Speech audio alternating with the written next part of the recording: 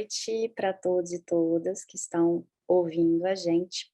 Hoje a gente está aqui nessa noite de terça-feira, dia 5 de outubro, para falar sobre um assunto super importante, que são as contas públicas do nosso dia a dia. Então, a ideia é, na verdade, a gente tanto entender um pouco melhor, né, o lugar das contas públicas no cotidiano, que relação elas têm com a gente, não apenas na questão de pagar imposto, né, mas naquilo que importa também para a cobertura jornalística, né, jornalismo político, econômico, e etc., que tipo de impacto, como isso funciona, como se constrói. E a gente está aqui com uma grande referência nesse assunto, que eu estou, assim, super honrada e orgulhosa, de poder ter esse convidado aqui para falar com a gente sobre isso, que é o Vivaldo de Souza. Ele é jornalista, mestre em ciência política pela Universidade de Brasília. O Vivaldo já atuou por mais de 25 anos em veículos nacionais de imprensa. Ele foi coordenador de economia da Folha de São Paulo, na sucursal Brasília, onde orientou a equipe responsável pela cobertura de temas de economia, saúde, educação, infraestrutura. Ele atuou também como repórter em São Paulo e Brasília, além de editor assistente na sucursal da revista Veja em Brasília, nas áreas de política e economia, e repórter da revista Isto É, em São Paulo. Ele foi sócio executivo do Grupo Máquina PR em Brasília, por onde atuou no atendimento de clientes nos setores público e privado, no planejamento de comunicação, gerenciamento de crises, treinamento de porta-voz e ações de relações governamentais. Ele é professor, com muita honra meu colega, de graduação em jornalismo no CEUB, e em 2015 ele foi um dos fundadores, da Comunica Consultoria e Planejamento, a agência da qual ele é um dos sócios. Então, eu queria agradecer muito, Vivaldo, pela presença hoje, pela disponibilidade, generosidade de compartilhar seu conhecimento aqui nessa horinha que a gente vai ter de conversa. E, bom, antes da gente começar a gravar o evento, eu tinha colocado aqui a música Taxman dos Beatles, que foi escolhida pelo Vivaldo para a gente iniciar a conversa, e aí eu vou aproveitar para ler para vocês um trechinho desse livro aqui, que é o livro The Beatles, a história por trás de todas as canções, que é um livro muito legal, assim, porque ele tem a história de todas as músicas de todos os álbuns da história dos Beatles, e aí eu encontrei a historinha da Taxman, que foi a música escolhida pelo Vivaldo, muito apropriadamente para a gente poder falar sobre contas públicas. Então, eu vou ler esse trechinho para vocês, que é um trecho muito rápido, que daí imediatamente eu já vou passar a palavra para o Vivaldo, ele mesmo vai poder continuar essa explicação de por que ele escolheu a música Taxman para a gente começar a falar sobre contas públicas no dia a dia, a relação disso com a mídia. Então, eu vou ler esse pedacinho aqui. A música Taxman, para quem não conhece, foi escrita por George Harrison depois que ele descobriu estar no grupo do Imposto Complementar Britânico, que significava, na época, pagar 19 shillings e 3 pence, 96 pence de cada 20 shillings, uma libra de impostos. Foi sugerido que o tema da série de televisão Batman pode ter sido uma influência ao Taxman, o Homem do Imposto, que é a tradução, né, do nome dessa canção. No final da canção, no refrãozinho, quem estava aí no inicinho viu que toda hora o Taxman, né, que fala na música, no final da canção tem uma semelhança com o refrão da música tema do Batman. E até 1966, a programação da turnê dos Beatles tinha sido tão exaustiva que não havia tempo para examinar as contas em detalhes. Quando eles começaram a fazer isso, descobriram que não tinham tanto dinheiro como imaginavam. Na verdade, e aqui tem uma citação do George Harrison, né, ele dizendo: na verdade, estávamos perdendo a maior parte do nosso dinheiro em forma de impostos, contou George. Era, continua ele falando, e ainda típico. Por que deveria ser assim? Estamos sendo punidos por algo que esquecemos de fazer? Ironicamente, à luz de sua posterior conversão, quando passou a enfatizar a futilidade das coisas materiais, George sempre foi o Beatle que mencionava dinheiro quando perguntavam sobre suas ambições. John afirmou depois que teve uma participação na composição de Taxman, ficou magoado que George tenha deixado de mencionar isso na sua autobiografia I'm Mine. John declarou que recebeu um telefonema de George enquanto estava escrevendo. Soltei comentários jocosos para ajudar a música a avançar, porque foi isso que ele pediu. Eu não queria, mas como amava, mordi a língua e falei, tudo bem, ele conta. Anedotas paralelas, né, da música. A versão gravada certamente melhor em relação ao esboço do George, em que Get Some Bread, que pegue algum pão, rimava com Before You're Dead, antes de você morrer. Nos primeiros takes, backings do refrão eram Anybody Got a Lot of Money, Anybody Got a Lot of Money, Anybody Got a Lot of Money. Significa qualquer pessoa tem muito dinheiro, cantando uma velocidade muito alta, mas foi modificado para fazer menção ao primeiro-ministro Wilson e ao líder da oposição, Edward Heath. Os dois políticos compartilhavam a distinção de serem as primeiras pessoas vivas mencionadas numa letra dos Beatles. Apesar de nunca terem conhecido Heath, eles encontraram Wilson, que também vinha do norte do país, em diversas ocasiões, e cada um recebeu uma comenda de membro do Império Britânico. Os Beatles, 4 jovens empreendedores, que basicamente vinham de famílias operárias, eram o tipo de pessoa que Wilson queria encorajar como parte de sua visão de uma nova Grã-Bretanha sem classes sociais. Quando o monge trapista, poeta, líder espiritual, Thomas Merton, ouviu Taxman, escreveu em seu diário no dia 10 de junho de 1967. Taxman dos Beatles está passando pela minha cabeça. Eles são bons, boa batida, independência, sagacidade, insight, voz, originalidade.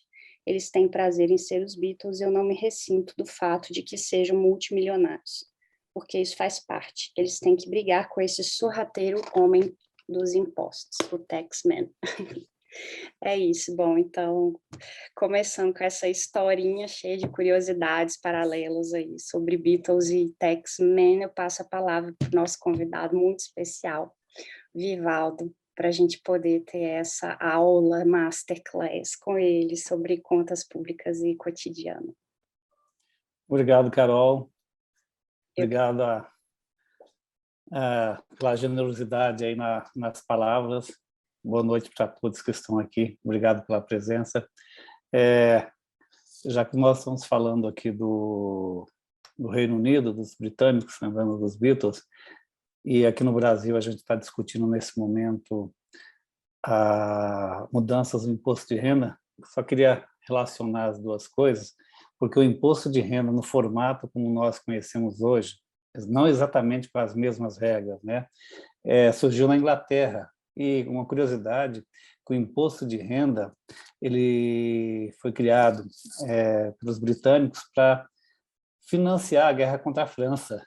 Eles não tinham dinheiro, tinham uma guerra quase constante, e a forma de financiar a guerra, financiar o exército, né, foi exatamente tributar a renda das pessoas, né? Então, há uma longa tradição aí britânica em usar tributos, impostos para ajudar a implementar, vamos colocar aqui entre aspas, políticas públicas, né?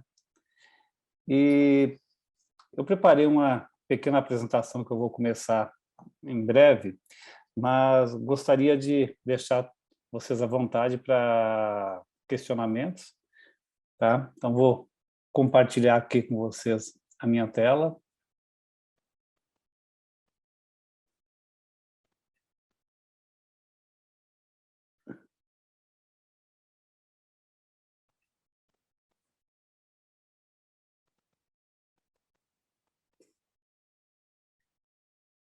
Acho que está com todos vocês aí compartilhando a minha tela.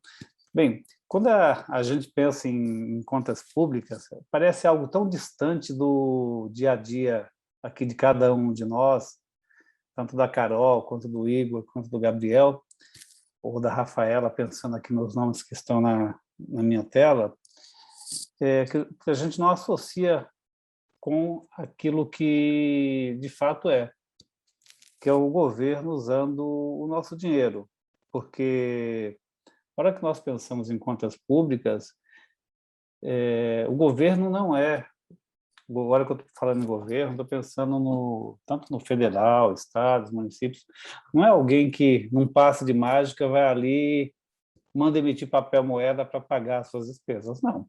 Ele vai tributar a sociedade de diferentes maneiras, portanto, nós, tributar a nossa renda, tributar o nosso consumo, para conseguir recursos para implementar políticas públicas. Tá? Na hora que a gente pensa em contas públicas, trouxe aqui alguns exemplos de reportagens que tratam de contas públicas, mas tão distante do dia a dia das pessoas, o que muitas vezes faz com que as pessoas não tenham tanto interesse em acompanhar os assuntos. Aqui, à esquerda da tela, a gente vai ver uma reportagem da CNN Brasil falando sobre a previsão de déficit do governo para este ano, que é um pouco menor do que se estimava no ano passado, e são 139 bilhões de reais acima daquilo que vai se arrecadar. Vamos pensar aqui, se a gente dividir esses 139 bilhões pelos brasileiros, vamos pensar os brasileiros de, sei lá, de 15 a 60 anos. A gente teria uma conta que cada um poderia pagar, ou é o custo que cada um de nós paga. Tem duas outras reportagens aí com temas relacionados ao nosso momento em que a gente vive. Uma do estado de São Paulo embaixo, falando de como que o governo perdeu o nosso dinheiro, comprou medicamentos, deixou vencer e não usou. E olha que parte dos medicamentos que venceram foram solicitados por estados, por municípios. A gente tem um sistema único de saúde que é bancado também com o nosso dinheiro, digamos assim. E as duas outras reportagens, ambas da Folha de São Paulo, mostram aí o custo de guardar produtos vencidos, não é pouca coisa, R$70 mil por mês, ou a redução de verbas que o governo fez com vacinas para o ano que vem, né? Quando espera-se, torcemos aqui, a pandemia esteja sob controle. Na hora que a gente pensa em contas públicas, é importante, antes de falar das contas públicas propriamente ditas, entender quais são as funções do setor público, né? Por que ele arrecada dinheiro? Por que ele tributa as pessoas? Do ponto de vista prático, a gente pode sintetizar as funções do poder público em três. Ele tem que identificar ou implementar políticas públicas usando da melhor maneira possível esse dinheiro, o nosso dinheiro. Ele tanto pode colocar esse dinheiro, digamos, em saúde, em educação, como pode colocar para comprar mais armas, para aumentar a segurança pública. São decisões que governos tomam. Tá? Também é função do setor público fazer uma melhor redistribuição de renda. O Brasil é um país altamente desigual, com a renda muito concentrada. E a hora que eu estou falando aqui em melhorar a distribuição de renda e de riqueza, portanto, não significa necessariamente sair pela rua jogando dinheiro, fazendo uma chuva de dinheiro, não. Essa redistribuição de renda ela pode se dar pela educação, melhores escolas, ela pode se dar por melhores hospitais, mais acesso à saúde, pode se dar por meio de um transporte público melhor. Nós temos hoje, inclusive, cidades no Brasil e no mundo com tarifa zero. Por quê? Porque eles pegam parte desses recursos de tributos, parte do dinheiro que é arrecadado, e usam para garantir o direito de ir e vir de todo mundo, mesmo aqueles que não teriam condições de pagar uma passagem. E veja que ao permitir isso, permitir o deslocamento, é uma forma de distribuir riqueza, distribuir renda, porque traz uma série de possibilidades, perspectivas novas para quem vai usar aquele transporte. E, por fim, a política pública ela também tem o objetivo de garantir estabilidade econômica. Na hora que eu falo de garantir estabilidade econômica, parece que está longe do nosso dia a dia, né? Vamos pensar o seguinte, quando você tem estabilidade econômica, é possível você planejar um investimento num intercâmbio, é possível planejar um investimento num bem ou num serviço que você pretende adquirir, ou numa qualificação profissional, porque quando você tem instabilidade econômica, fica muito difícil saber o que vai acontecer daqui 1 mês, daqui 2, daqui 3 meses. Essas funções do Estado, na hora que a gente vai na literatura econômica, elas são citadas como função alocativa, que é a primeira que eu coloquei ali, função redistributiva, e a hora que a gente pensa nessa função redistributiva, entra na questão dos impostos. Vamos pensar aí no taxman, porque o ideal é que os impostos sejam progressivos. Quem ganha mais, paga mais. Quem ganha menos, deveria pagar menos. Eu não estou falando só do imposto de renda, eu estou falando dos impostos de uma maneira geral. Tá? Essa função redistributiva deveria pensar também em colocar mais dinheiro em regiões mais pobres, porque você estimula a geração de renda, a geração de emprego, estimula o desenvolvimento daquela região, beneficiando pessoas mais pobres. Você pode usar também incentivos fiscais. Em que sentido? Para permitir que, onde o Estado não consiga atender toda essa demanda, que o próprio setor privado, por meio desses incentivos, possa atender. E veja que, de novo, eu vou usar dinheiro público para beneficiar a sociedade, a coletividade. E, por fim, a função estabilizadora, que foi a última que eu passei ali, que tem a ver com controle da inflação. Nós estamos hoje no momento em que a inflação acumulada em 12 meses está em 9%. O Brasil tem uma memória inflacionária grande. Teve anos que somente eu e Carol aqui vivemos, talvez nem a Carol, somente eu, tivemos inflação de 2.000% ao ano. Tá? Hoje a gente tem uma inflação que se aproxima em 12 meses de 10%, e é uma preocupação enorme, porque há um risco de se perder o controle. Significa também garantir emprego. Hoje nós temos um número de desempregados aí próximo de 14 milhões, é muita gente, e também significa garantir estabilidade da moeda. O que é garantir estabilidade da moeda? É permitir que as pessoas possam comprar com o seu salário, com a sua renda, os mesmos produtos que compravam, sei lá, há 3 meses, há 4 meses. Hoje, infelizmente, isso não está sendo possível. E de onde que vêm os recursos para o governo gastar, atrás das contas públicas? Eles vêm basicamente dos tributos.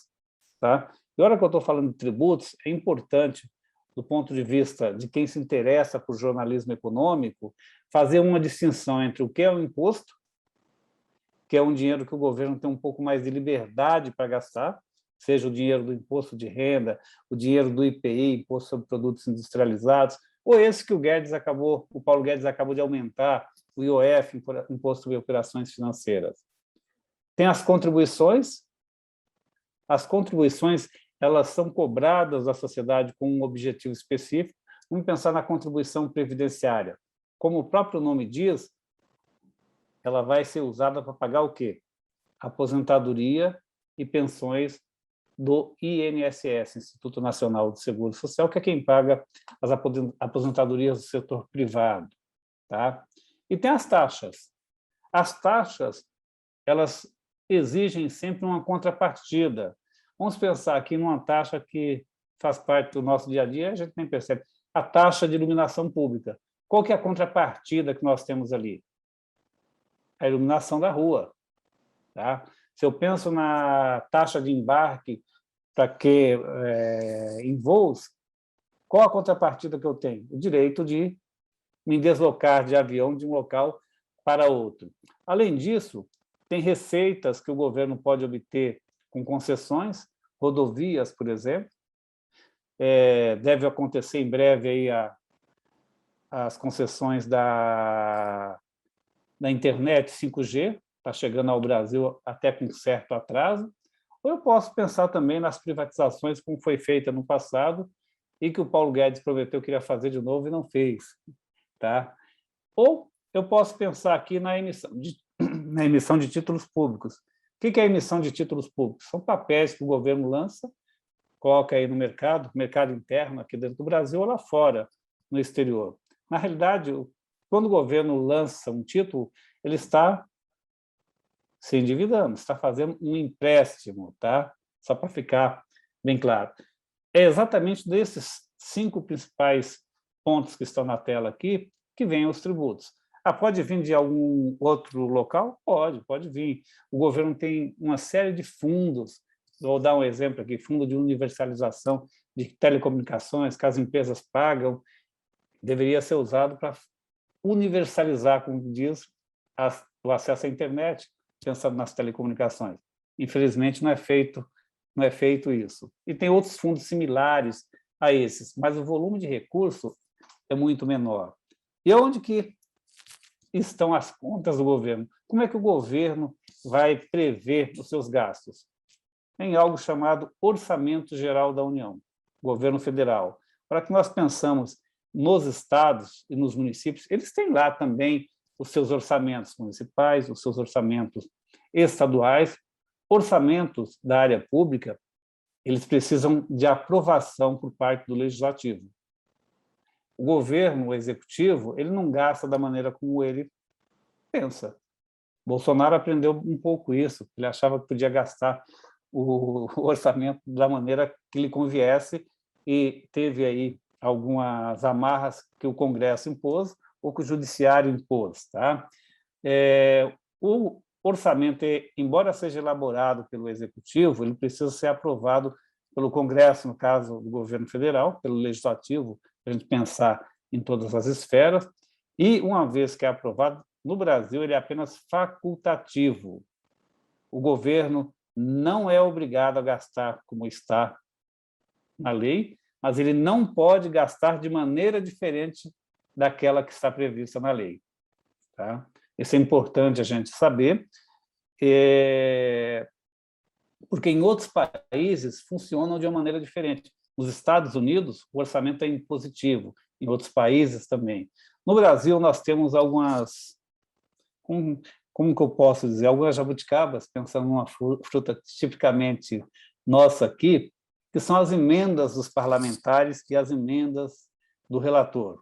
As emendas dos parlamentares é um dinheiro que o executivo reserva lá para cada deputado, para cada senador, em que ele manda para a cidade onde ele tem voto, para o estado onde ele tem voto, para construir uma ponte, para fazer uma reforma numa quadra e por aí vai. Tá? E as emendas do relator, que é uma novidade aí que tem 3, 4 anos, tá? A imprensa está começando a conviver com isso, e que, assim como as emendas dos parlamentares, eu estou qualificando de jabuticaba, porque são criações típicas nossas, e no caso da emenda do relator, pensando na cobertura política e econômica, é muito difícil você saber quem é que mandou o dinheiro para o município X, para a cidade X, para o estado X, para comprar o quê. Tá? Porque falta transparência, que é algo pelo qual nós devemos brigar. Tá? E quando o governo elabora o orçamento, ele tem um conjunto de regras que ele precisa respeitar no sentido de organizar as contas públicas. A primeira dessas regras é denominada de plano plurianual. Elaborada no primeiro ano do mandato de um presidente e deve ficar em vigor por 4 anos seguintes. Tá? Então, no ano que vem, ainda no último ano do Bolsonaro, vai ser elaborado o PPA de 2023 até 4 anos à frente, até 2027. Tá? Tem a Lei de Diretrizes Orçamentárias, que é uma lei anual, em que o governo diz as minhas prioridades são essa, essa e essa.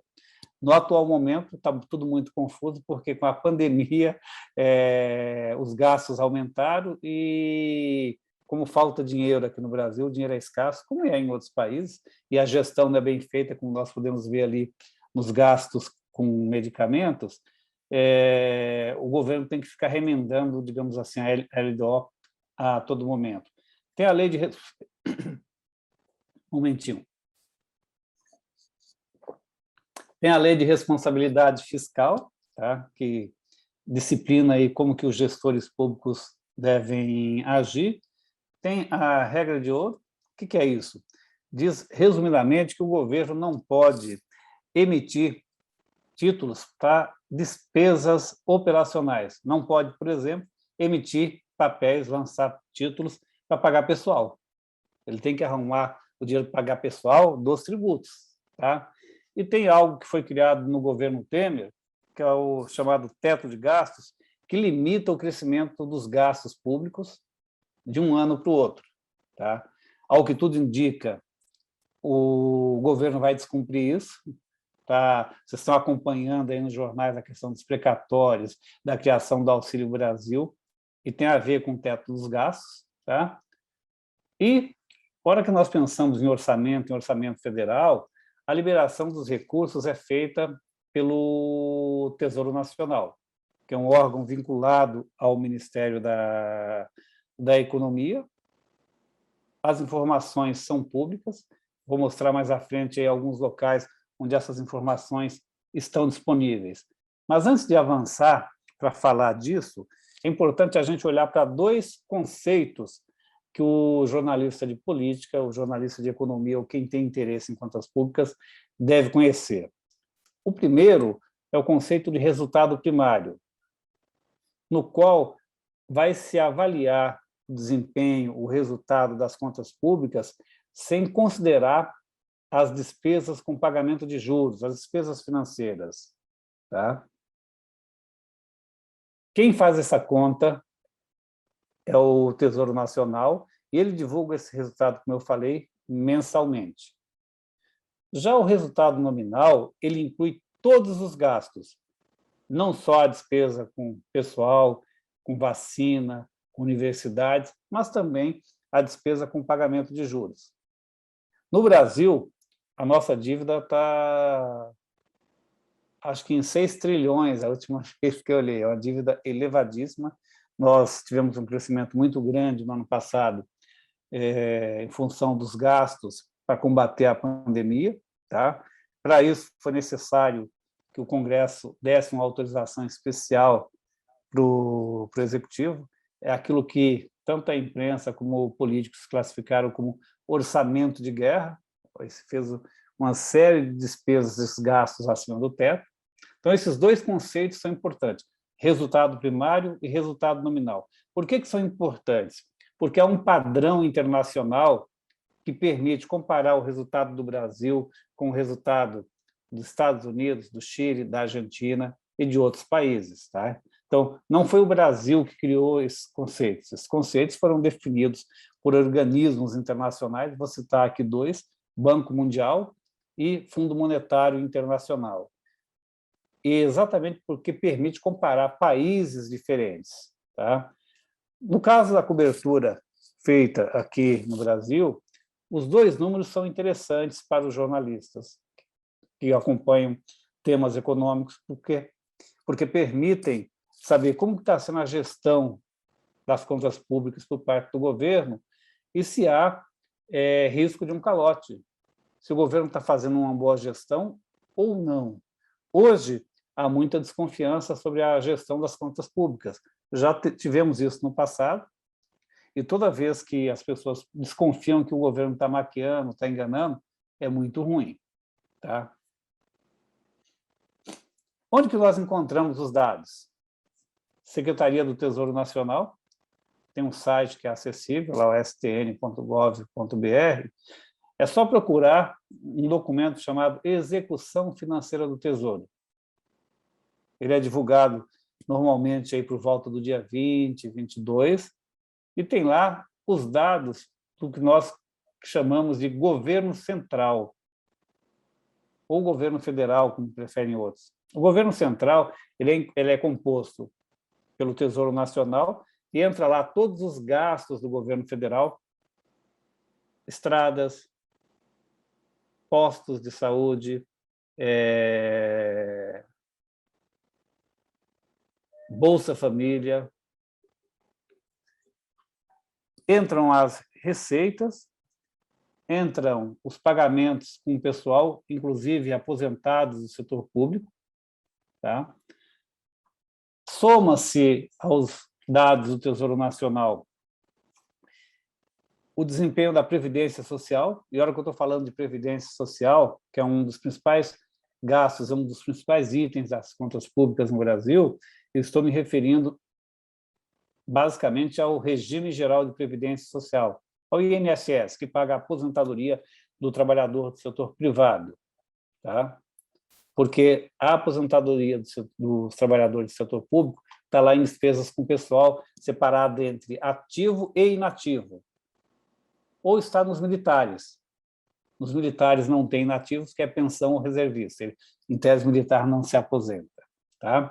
E, por fim, o Banco Central. Então, o governo central ou o governo federal, que é o dado divulgado pela Secretaria do Tesouro Nacional, é a soma de receitas e despesas, ou resultado, portanto, do Tesouro Nacional, mais Previdência, mais Banco Central. Será que o Banco Central tem lucro? Não, o Banco Central ele não atua para ter lucro. Mas quando o Banco Central faz alguma intervenção no mercado, vendendo ou comprando papéis, vendendo ou comprando dólares, ele vai ter um prejuízo ou lucro. Quando ele tem prejuízo, o Tesouro tem que cobrir, coloca a grana lá. Quando o Banco Central tem lucro, ele devolve para o Tesouro Nacional. Tá? A gente vai encontrar também dados sobre contas públicas no Banco Central, no site do Banco Central. O Banco Central costuma divulgar o seu resultado alguns dias depois do Tesouro Nacional. 3, 4 dias, tá? Mas é diferente.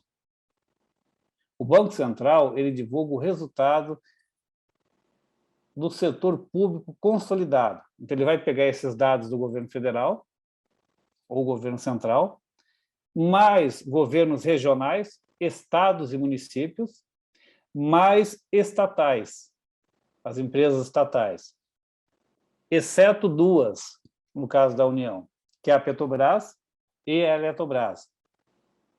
Há um entendimento hoje aceito internacionalmente e que foi motivado por uma provocação do Brasil no primeiro mandato do Lula, tá? De que gastos, aspas, investimentos feitos por empresas como a Petrobras não devem ser considerados gastos, mas sim investimentos. Por quê? Porque ele vai gerar emprego, vai gerar renda, vai gerar desenvolvimento, e idem para a Eletrobras. Até esse questionamento do Brasil, os investimentos eram considerados despesas, o que impactava no resultado das contas públicas, piorando, digamos assim, o resultado do Brasil.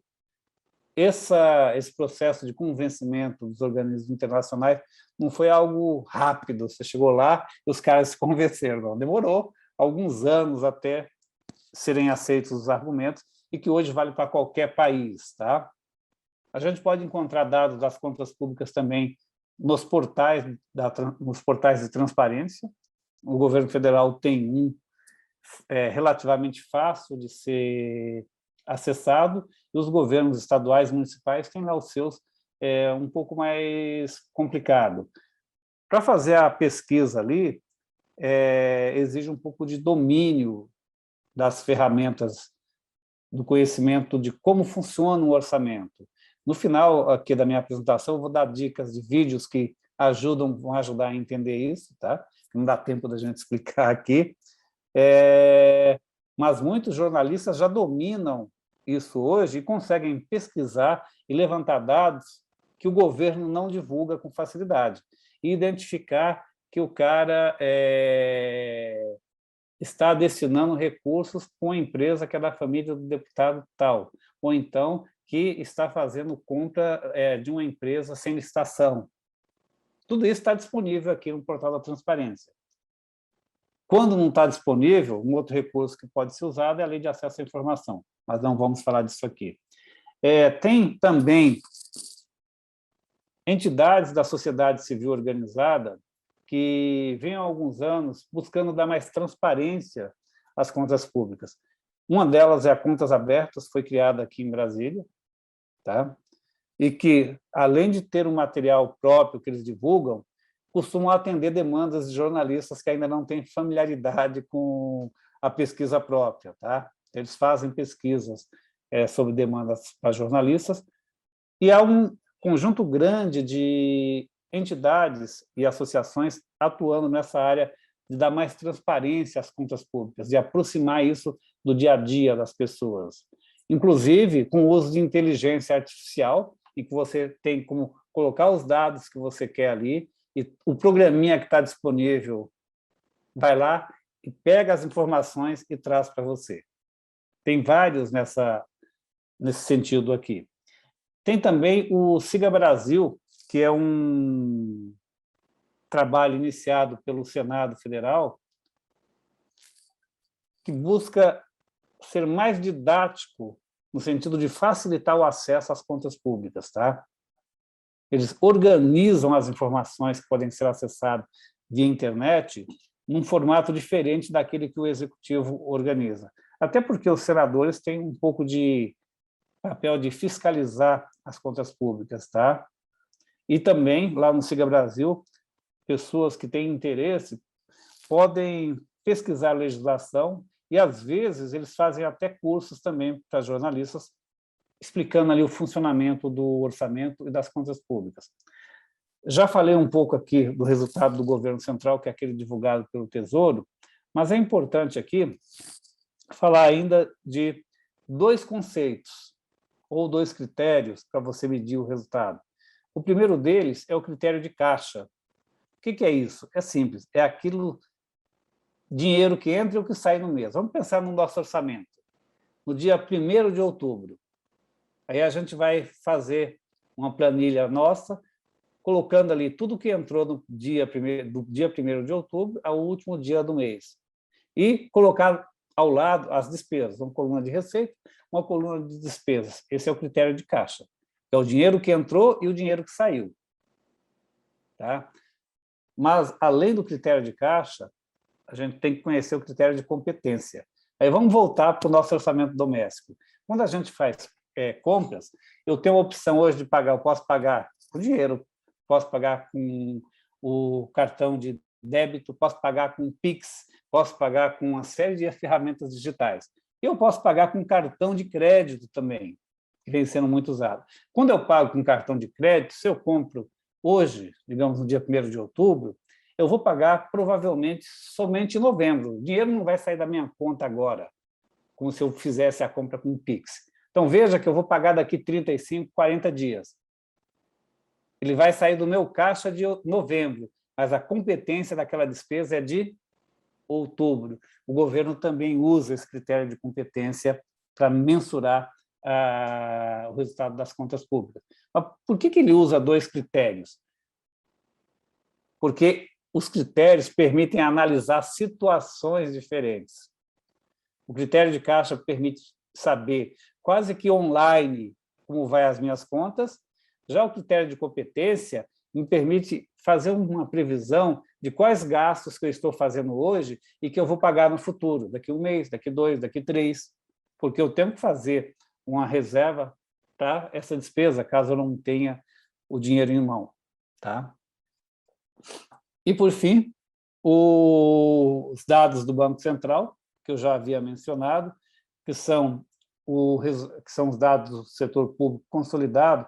Esse é o principal dado que o investidor estrangeiro vai olhar, que os pesquisadores estrangeiros vão olhar, porque diz respeito não apenas ao governo federal, mas diz respeito a 27 unidades da federação e quase 6.000 municípios, que permite analisar quais são as dificuldades, qual que é a dependência de recursos em relação ao governo federal e quais são as dificuldades que estados e municípios vão enfrentar para implementar políticas públicas, para fechar suas contas. Tá? E olha que eu estou falando em estados e municípios, são eles lá na ponta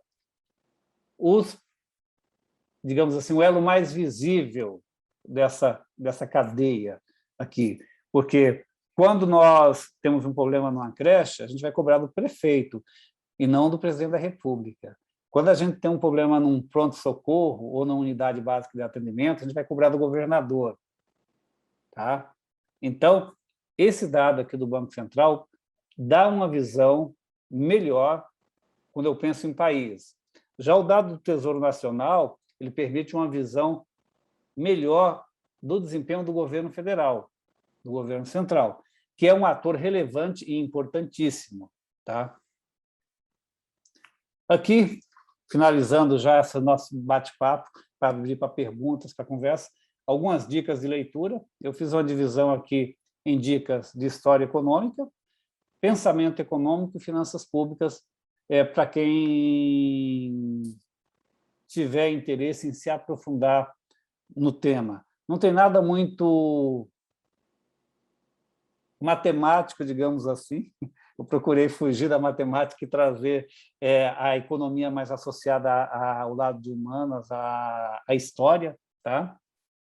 E aqui uma dica de uma série de 19 vídeos elaborados por consultores do Senado Federal sobre orçamento. Eles começam desde questões básicas até questões mais complexas, tá?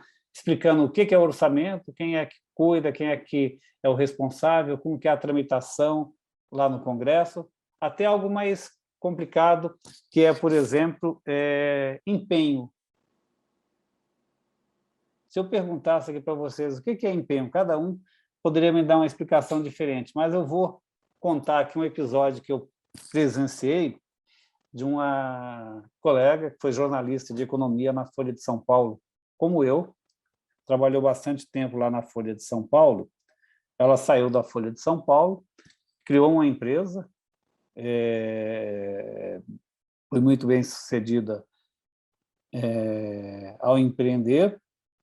Em algum momento aí da vida da empresa, ela entrou em licitações públicas, ganhou algumas licitações e passou a conviver com as dificuldades que é receber do governo. O governo demora para pagar, porque as contas públicas sempre tem mais despesa do que receita.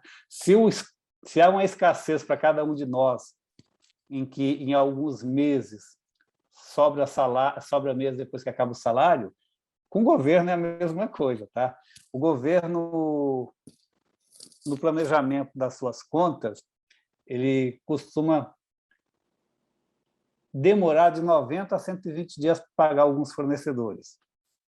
E, numa das ocasiões que eu estava conversando com essa colega, que foi jornalista de economia e empresária de sucesso, havia uma conta, digamos assim, em atraso de um órgão público, na casa aí de uns 3 milhões de reais, isso há 5, 6 anos, e ela me perguntou, mas o que falta para a gente receber? Eu disse para ela, não, falta empenho, crente que ela saberia o que era o empenho que faltava. Aí ela falou, empenho de quem? Com quem que eu tenho que conversar? Eu virei e expliquei, falei, não, você não tem que conversar com ninguém por enquanto. Não, o empenho não é de uma pessoa. Empenho é a primeira etapa de um gasto público. Quando você vai fazer o gasto, tem que fazer um empenho, que é a autorização para gastar. Aí, depois que você tem a autorização, há todo um processo que tem que ser feito para executar o gasto, digamos assim. E paro por aqui. Muito obrigada, Vivaldo. Bom, algumas pessoas entraram depois aí, boa noite. Bom, já temos aqui uma pergunta do Pedro. Pedro, boa noite, bem-vindo, Pedro.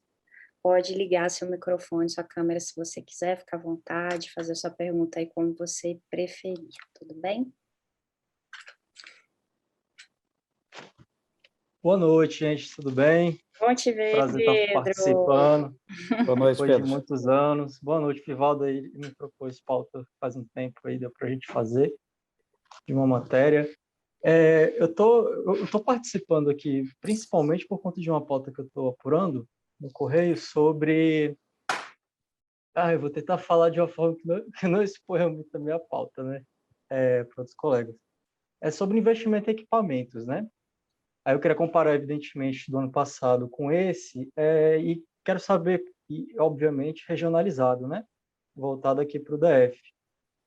E seria na área da saúde, eu queria saber qual a melhor forma de eu pegar dados mais recentes, mais transparentes, para que fique uma matéria atualizada, fique uma matéria bem contextualizada, e que dê para eu pegar o máximo de informações que eu tiver sobre esses investimentos em equipamentos, né?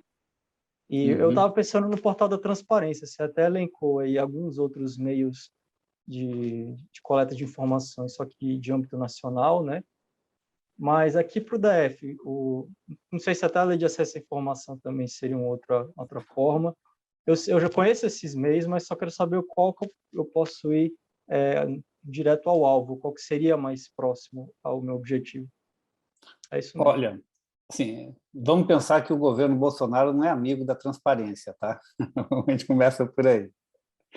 Então, eu não acho que você vai ter assim, facilidade pedir os dados e eles vão chegar. Tá aqui, Pedro, ó, tudo que você para o pediu DF, tá na aqui. verdade. Pro DF. Pro DF. O Ibanez eu não sei como, mas você vai pegar só investimentos feitos pelo governo local ou você vai querer saber investimentos do governo federal aqui? Porque Brasília tem uma peculiaridade específica que tem muito. É verdade. Então, você tem que pensar nesse ponto aí. Minha sugestão, para pensar numa pauta que você vai tocar, é que você pega os dois. Tá? Há uma proximidade muito grande entre o governo local e o governo federal, digamos assim. O Ibanez e o Bolsonaro são chapas, digamos assim, né? Então, certamente veio dinheiro aqui do Ministério da Saúde. Sugestão, o portal de transparência do GDF não é tão bom quanto os de outros estados. Então, a minha sugestão, primeiro, começa pesquisando no portal da transparência do DF, os dados que você precisa, aí não precisa contar aqui para não abrir sua pauta, mas veja também no portal da transparência do governo federal, especificamente na área do Ministério da Saúde, o que veio para a compra de equipamentos aqui no Distrito Federal. Eu sou capaz de apostar também que tem dinheiro de emenda de parlamentar. Nós temos parlamentares influentes no governo Bolsonaro, a própria ministra Flávia Arruda certamente deve ter destinado algum tipo de dinheiro aqui para o DF, mas tem outros parlamentares, Bia Kicis também deve ter dinheiro. Então, eu daria uma olhada. Né? Júlio César também. Eles estão muito nos eventos com o Ibanez, ultimamente eu cobri a agenda. Então, vale a pena olhar nas emendas dos parlamentares, dos repasses do Ministério da Saúde, e aí você pode procurar tanto no portal da transparência, quanto usar a LAI. A LAI, como você sabe, ela demora aí de 20 a 30 dias, e nem sempre eles respondem no formato que a informação esteja acessível, fácil e transparente. Tá? Então, você tem algumas opções pensando na pesquisa própria. Esses são os caminhos que eu acho que você consegue fazer. E é interessante também, considerando que nós temos um período excepcional, que é o período da pandemia, você não pegar os dados somente do 2020, 2021 e 2019. Eu pegaria uma série histórica de pelo menos 6 anos, porque aí você tem como comparar e saber se teve algum tipo de mudança na alocação de verbas para compra de equipamentos. Se você tiver a intenção de comparar quanto o governo pagou, se é um valor correto ou não, eu sugiro fazer uma outra coisa, que é o seguinte, comparar o valor unitário dos equipamentos que o governo comprou com o valor do mesmo equipamento comprado pelo setor privado ou disponível para compra, porque você sabe se teve sobrepreço ou não, o que é um outro indicativo que você pode trazer para a sua reportagem. Nossa, ampliou minha pauta, Carol. Complicou mais aí. Mas melhorou, não tô brincando. Obrigado, era isso mesmo. Mas você tem conhecimento que dá para ir atrás de tudo isso? Dá sim. Tomara que dê certo. Obrigado. Pedro, depois compartilha com a gente quando publicar a sua pauta. Tomara que eu vou publicar. Daqui a uns meses. Vamos Alguém ver. mais tem alguma pergunta para o Vivaldo sobre a apresentação dele? Gustavo Gabriel. Temos Gabriel aí. Pode falar, Gabriel, boa noite. Boa noite, professor. Boa noite, professora. Ah, Tudo bom, Gabriel? Então, eu tive uma dúvida, professor, porque você falou justamente na PEC dos precatórios que está para sair. E o Paulo Guedes, assim, pelo que eu estou acompanhando nesses últimos dias, ele não é muito a favor desse teto de gastos. Até ontem mesmo Ele diz que é. até ontem mesmo ele participou de um evento do TCU e ele falou um negócio que, assim, eu não entendi muito direito, mas ele falou no seguinte esquema, que o teto de gastos impede o executivo de fazer transferências em bancos mundiais, porque você, com o executivo, com esse teto de gastos, o executivo precisa liberar um pouco de dinheiro, receber, ter como se fosse um extra, para pegar esse extra, guardar e colocar o que ele quer no banco fora. Aí ele até citou o banco que eu fui atrás aqui, que é a capitalização do NDB, que é o New Development Bank, que é junto com os BRICS, que está É o junto Banco com os dos BRICS, BRICS, né? e ele falou que há um ano e meio queria passar 200 milhões de dólares para esse banco para fazer um aporte, para como se fosse um seguro investimento, um aporte, um seguro para o investimento futuro, né? E ele falou que não pode por causa dos tetos de gastos. Eu não entendo muito essa questão do teto de gastos. Se você pudesse explicar mais ou menos essa questão de se precisa diminuir precisa ter como se fosse um extra para poder você aplicar, ou como que é essa questão. Uhum. O teto de gastos é uma regra criada no governo Temer, exatamente para tentar dar algum tipo de previsibilidade. Não estou dizendo que eu concordo, tá? Só estou explicando o que é. É algum tipo de previsibilidade para o comportamento das contas públicas nos anos para frente. A regra, resumidamente, é que você não pode aumentar as despesas, os gastos públicos, acima da inflação do período anterior, tá? Só que o governo tem um conjunto de gastos que ele é obrigado a fazer. Ele é obrigado a pagar juros da dívida pública, ele é obrigado a pagar aposentadoria e pensão, ele é obrigado a investir uma parcela do dinheiro em educação, uma parcela do dinheiro em saúde, tá? Então, tem um conjunto de gastos que ele tem que fazer, que são as despesas obrigatórias. Fora isso, tem as despesas que, no jargão, os economistas chamam de despesas discricionárias, ele tem liberdade para fazer, que é uma parcela pequena do orçamento. O dinheiro para aumentar a participação do Brasil no Banco dos BRICS provavelmente precisa vir dessas despesas discricionárias. E provavelmente ele não tem espaço para fazer esse gasto dentro do teto de gastos. Mas o Paulo Guedes, ele não diz que ele é contra o teto de gastos. Ele vive dizendo que ele é a favor do teto de gastos, mas ele vive adotando uma série de medidas para aumentar as despesas fora do teto. Até essa PEC dos precatórios aí, eu vi ele explicando que o que não pagasse podia passar para o ano que vem, se não passasse ano que vem, ficar para o próximo. Eu até pensei que isso daí é meio que uma coisa para burlar o teto de gastos. Na prática, é isso mesmo. Mas veja que essa questão dos precatórios é algo mais, como eu posso dizer, um pouco mais complicado do que parece. Complicado no seguinte sentido: o que é um precatório? O precatório é uma decisão favorável que alguém obteve, o governo tem que pagar ali, já foi reconhecido, não tem mais como recorrer, tá? Então a pessoa já tomou um calote, teve que ir para a justiça para conseguir mandar o governo pagar. Quando tem uma sentença, o precatório é originário sempre de uma sentença, o governo é obrigado a incluir isso no orçamento, nas despesas para o ano seguinte, tá? Se o governo não fizer isso, eu, Vivaldo, entendo que ele vai dar um calote. O Paulo Guedes disse que não, mas assim, Se você tem uma dívida, reconhece essa dívida porque foi obrigado para a justiça, e você sabe dessa dívida porque teve a defesa jurídica que foi feita, não dá para alegar que você desconhece, porque é de um ano para o outro, não é um oficial de justiça que vai bater na porta do Paulo Guedes amanhã de manhã e falar: você tem que pagar isso até hoje à noite, senão você é preso.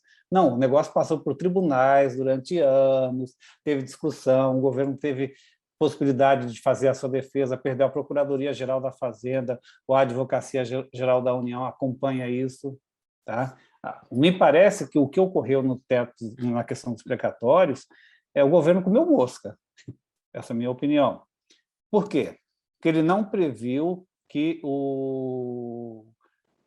haveria um aumento tão grande, e realmente é de bilhões, o aumento é grande, nesse tipo de despesa. Agora, o que o Paulo Guedes relacionou com essa dificuldade, tem que ver se é isso mesmo, porque o Paulo Guedes, às vezes, ele olha as coisas por uma ótica toda pessoal, digamos assim. Não sei se eu consegui te ajudar, eu não vi o que o Guedes Não, falou. ajudou, assim. É porque o que eu percebo, eu acho que essa PEC duplicatória, essas coisas que ele fala é mais como, se for para burlar o teto de gastos.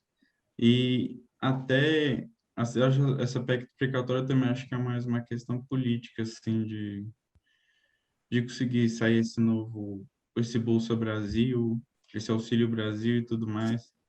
Sim, você Porque, falou algo importante. A proposta dos precatórios dele, do governo, a proposta do governo, estou desconsiderando o que foi discutido depois, é exatamente um arranjo para buscar arrumar mais dinheiro nas contas públicas do ano que vem, para que o Bolsonaro possa gastar em algumas bondades no mundo político. Isso aconteceu no Fernando Henrique, no Dilma, enfim, a gente vê isso acontecer com alguma frequência, tá? tá bom, professora, era isso por enquanto. Obrigado.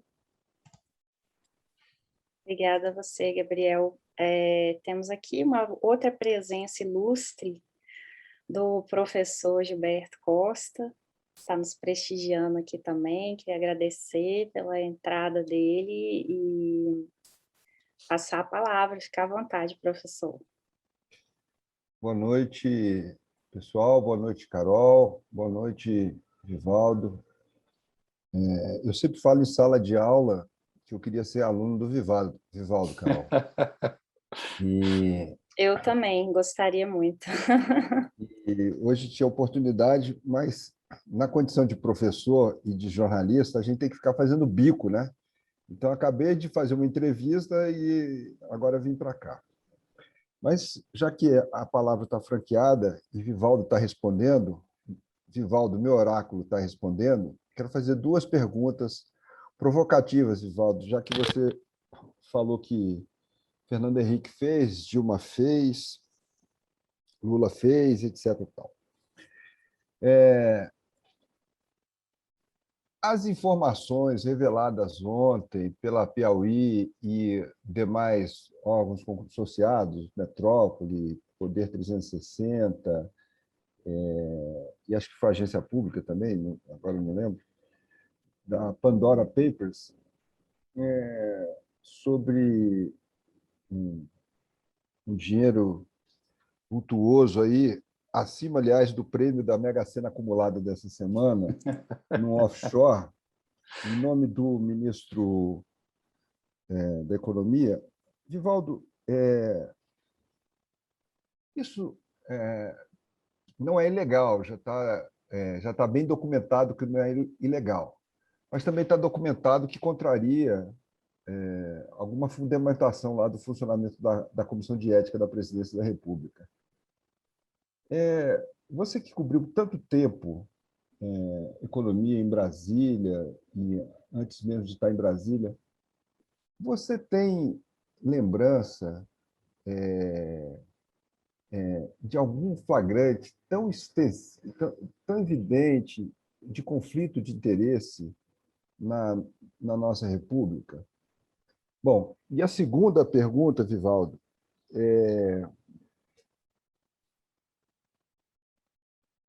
há como descobrir como o dinheiro do orçamento secreto está sendo efetivamente gasto e descobrir isso para e passo aos empenhos, às execuções.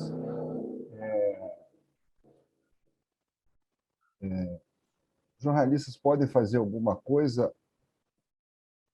O que podem fazer? Uhum. Vamos lá para a primeira pergunta que você colocou. Eu acho que, assim, olhando um pouco para a história mais recente, eu acho que um caso parecido com o Guedes, mas parecido do ponto de vista de conflito ético, não de situação, foi quando o Collor foi governador de Alagoas e tomou uma série de medidas que beneficiou usineiros, inclusive ligados à família dele, porque há aqui um conflito de interesse, questões éticas. No caso do Paulo Guedes é um pouco diferente, mas, como você colocou, Gilberto, não há nada de legal em ter dinheiro lá fora, desde que você declare ele para a Receita Federal e que esse dinheiro tenha origem lícita. O Paulo Guedes aparentemente declarou, e pelas atividades que ele exercia antes de ser ministro, parece que o dinheiro tem origem lícita. Então, não há um problema em relação a isso. O maior problema, do ponto de vista do Paulo Guedes, na minha opinião, é outro. O cara é ministro da Economia do país e ele parece não acreditar que vai conseguir resolver os problemas da economia. Porque o que ele faz com o dinheiro dele? Ele protege lá fora. Esse é o maior problema, na minha opinião. Como que eu sou um empresário? Vamos pensar o seguinte, na cabeça de alguém que tem dinheiro para investir. Eu vou colocar dinheiro aqui no Brasil, mas calma aí, nem o ministro da Economia deixa o dinheiro dele aqui, o cara coloca lá fora, porque não é pouca coisa. São, se eu não me engano, 10 milhões de dólares, ou algo um pouco acima disso. Cara, isso do ponto de vista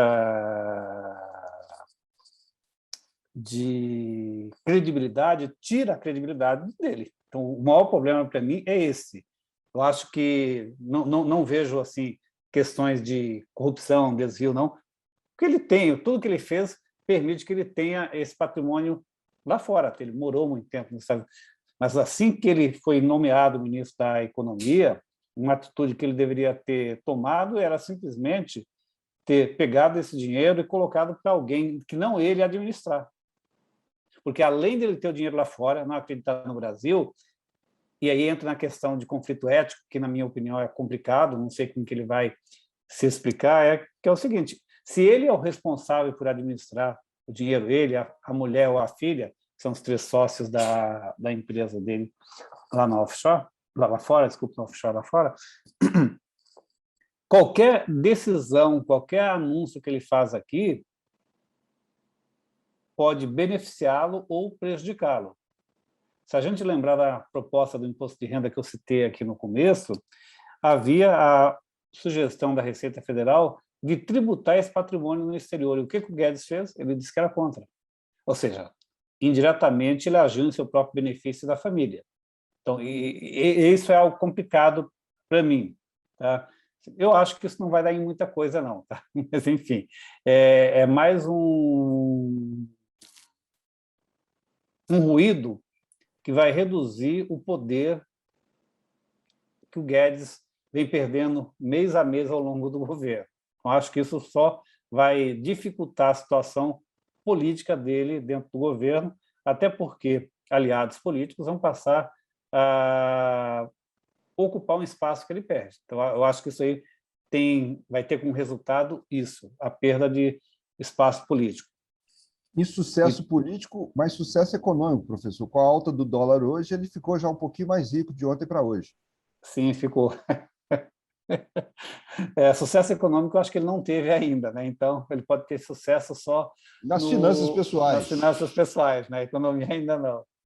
E a outra pergunta que você fez. Sim, assim, o orçamento secreto ele reduziu a transparência, mas há sempre como encontrar espaço para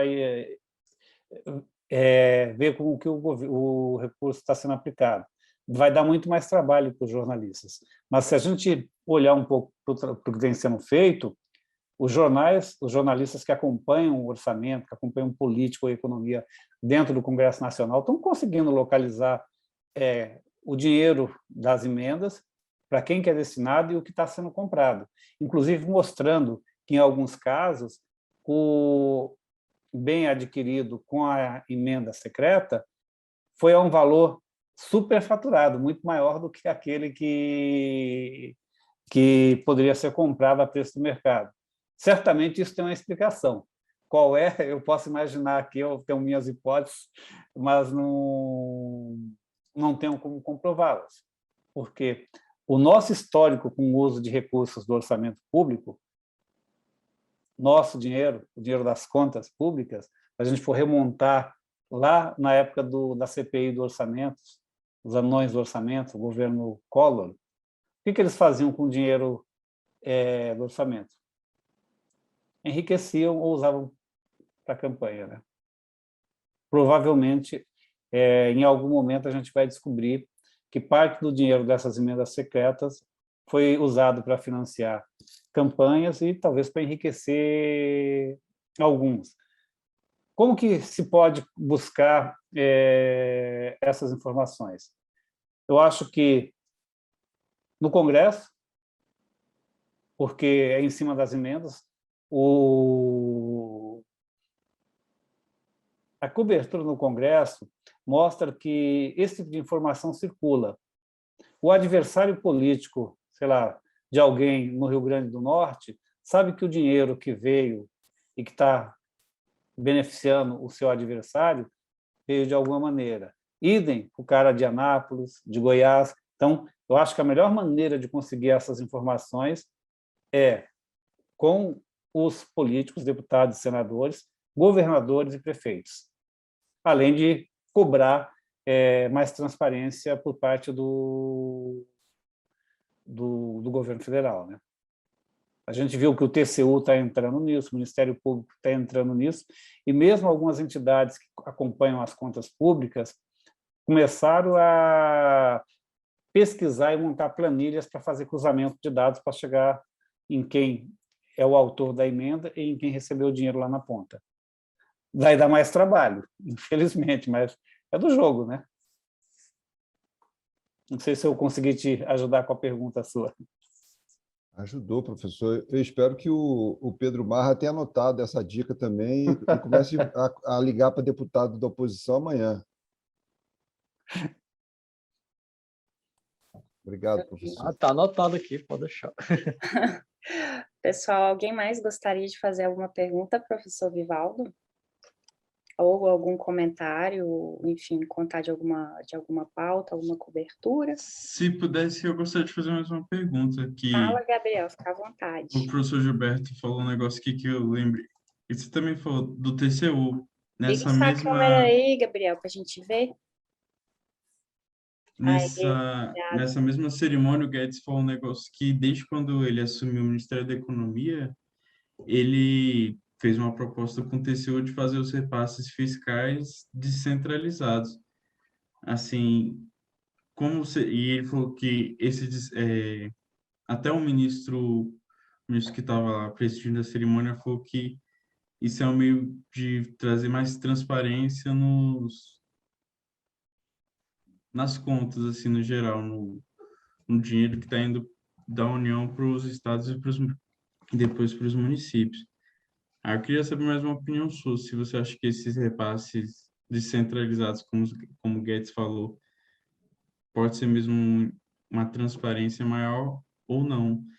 E também tem um outro caso que está tendo toda essa questão lá no Congresso do preço dos combustíveis, né? E o Lira falou que o ICMS está sendo o vilão desse preço dos combustíveis, desse aumento.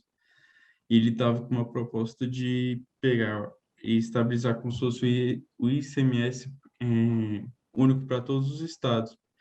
Só que, pelo que está lá no Congresso, alguns deputados são contra, senadores são contra pela questão de dar uma desvantagem, assim, eu não acredito que seja deles, mas desvantagem para o Estado e para os acordos que eles fazem com as empresas dentro do Estado. Eu queria saber sua opinião sobre isso também. Em tese, a descentralização é boa. Por quê? Vamos pensar que quem conhece melhor as necessidades da população é o prefeito, é o governador, porque a pessoa que está aqui em Brasília, ela não conhece tanta realidade, sei lá, de Itabira, lá em Minas Gerais, estado da Carol, não conhece a realidade lá de Corumbá, onde está o nosso amigo Jaderson.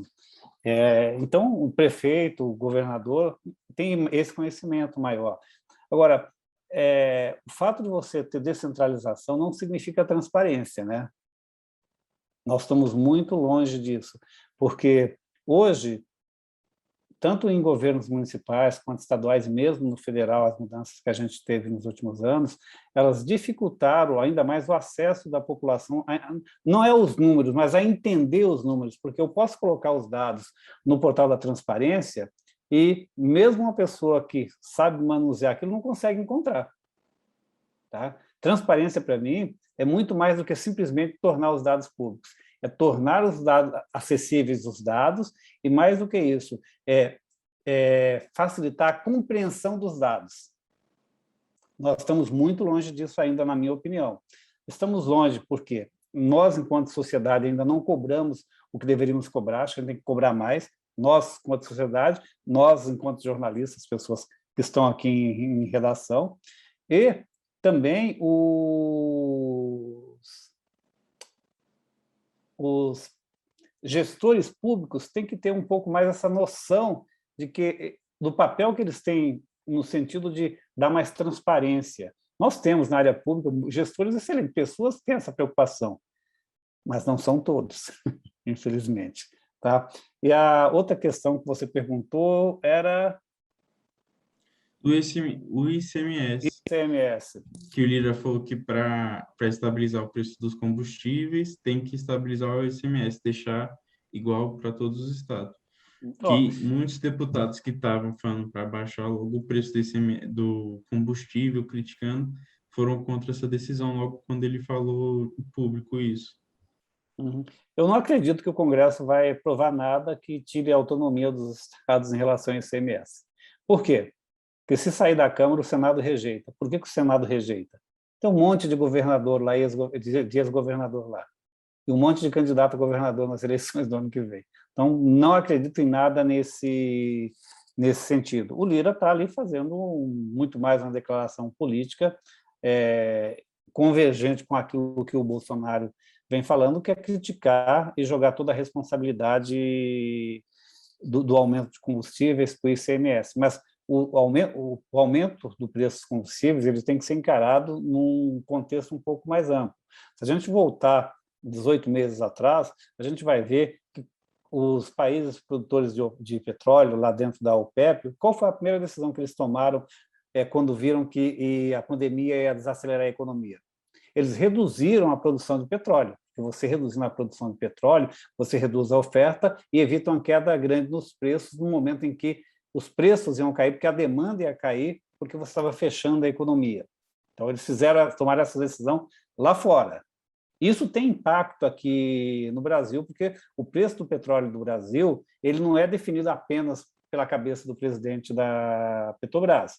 A Petrobras é uma empresa que tem ações aqui dentro, tem ações lá fora. Então, ele tem que estar atento a esse comportamento do mercado internacional. Ele tem que acompanhar, digamos assim, essa tendência. Agora que a economia começou a se recuperar, o preço do petróleo subiu. Além do preço do petróleo subir, nós estamos tendo aqui um processo de desvalorização acentuada do real, que impacta também o preço dos petróleos e dos derivados, especificamente da gasolina. Por quê? Porque nós ainda importamos gasolina. Nós somos um país autossuficiente na produção de petróleo, mas parte do petróleo que nós produzimos aqui é um petróleo muito pesado. O refino desse petróleo é muito difícil, então nós exportamos o petróleo bruto e importamos gasolina, assim como outros derivados. Além disso, no Brasil, nós temos a composição da gasolina, em que ela leva, acho que está em 22% de álcool. A gasolina leva 2% de álcool, acho que pode chegar até 25%. Os produtores de açúcar e álcool estavam preferindo produzir álcool para vender lá fora, porque o preço estava mais competitivo do que o preço do mercado interno. Quando você reduz a oferta de álcool aqui, o preço do álcool também sobe para misturar com a gasolina. Então, tem um conjunto de fatores que o governo não enfrentou, deveria estar atento para isso. Faltou ter planejamento e ter políticas pensando nisso, na minha opinião. E agora é muito mais fácil, do ponto de vista de se comunicar com o cidadão que percebe o aumento da gasolina, dizendo que a responsabilidade é do ICMS. Cada local, cada estado tem uma situação diferente. Talvez em alguns estados o ICMS seja o culpado, mas eu não consigo imaginar que o aumento do custo da gasolina em cada unidade da federação seja única e exclusivamente por conta do ICMS. Pode ter um ou outro estado em que isso aconteça. Aí tem que se avaliar a situação específica de cada estado. Não acho que haja uma solução simples para isso. E quando a gente pensa no que outros países fizeram, a gente poderia buscar uma saída diferente de simplesmente mexer no ICMS, que eu acho mais complicado. Por que a gente não pensa como outros países têm, e isso é uma decisão política, não é uma decisão econômica, em criar um fundo que possa ser usado para compensar altas e baixas. A hora que eu digo altas e baixas, porque se o preço do combustível cair muito, você vai ter que, de alguma maneira, usar o dinheiro para evitar que ele caia. E se subir muito, você vai usar esse mesmo dinheiro desse fundo para amortizar essa alta. Por que a gente não pensa nisso? Porque pensar nisso exige negociar com um monte de gente, é algo que você não vai ter resultado na semana que vem, no mês que vem. Mas eu tenho que pensar no longo prazo. A gente, infelizmente, não estamos pensando nisso. Não é de hoje. O problema dos combustíveis, nós já tivemos no Fernando Henrique. O que ele fez? Ele reduziu a CID. Depois tivemos no Lula, que fez a mesma coisa. A Dilma também passou por algo parecido. E o Bolsonaro agora tem o mesmo problema, só que numa situação muito maior, porque a gasolina está quase R$7, e afeta uma das categorias em que ele tem um grande apoio, que são os caminhoneiros, e que mostraram aí com a greve no governo Temer, que tem um forte poder de mobilização e que afeta o nosso dia a dia, afeta a nossa vida, porque pode faltar combustível, pode faltar alimentos, gerar desabastecimento, né? Então, e ele está preocupado com isso, porque há uma pressão muito grande em relação ao custo que o combustível tem para parte do seu eleitorado, digamos assim, mas não exclusivamente, porque o combustível mais caro afeta tudo, do arroz, do feijão, do papel higiênico, da cerveja. Tá? Não, até se fosse do presidente, e nessa campanha que ele fez agora dos 1.000 dias, todo estado que ele falava nessa questão do combustível. Ele sempre jogava assim, a Inglaterra está tendo crise do combustível também lá, a Alemanha está assim, a Argentina está passando por isso, Venezuela é isso.